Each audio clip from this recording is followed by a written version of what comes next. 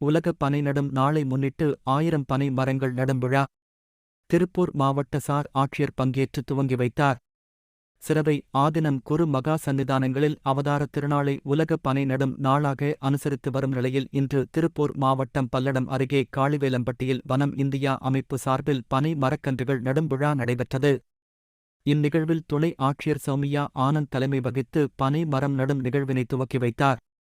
வனம் இந்தியா அமைப்பு சார்பில் 1000 பனைக்கன்றுகள் காளிவேலம்பட்டி ஏரிக்கரைகளில் நடப்பட்டது. இந்நிகழ்வில் சென்னை சில்க்ஸ் மற்றும் ஸ்ரீகுமரன் தங்க மாளிகை உரிமையாளர் ஆறுமுகம், கௌமாரமடாலயம் குரு மகா சன்னிதானம் ராமானந்த குருபர சுவாமிகள், சுக்கம்பாளையம் ஊராட்சி மன்ற தலைவர் தண்டபாணி, வனம் இந்தியா அமைப்பின் தலைவர் சுவாதி சின்னசாமி, செயலாளர் ஸ்காய் சுந்தர்ராஜன் மற்றும் ஏராளமான நிர்வாகிகள் கலந்து கொண்டனர். மேலும் 5000 திருவாசகம் புத்தகங்களை திருப்பூர் மாவட்டத்தில் உள்ள அனைத்து நூலகங்களுக்கும் வழங்கும் வகையில் புத்தகங்கள் அர்ப்பணிக்கப்பட்டது.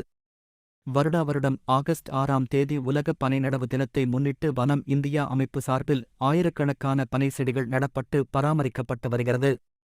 இதன் தொடர்ச்சியாக இந்த வருடமும் 1000 பனைக்கன்றுகள் நடப்பட்டுள்ளது.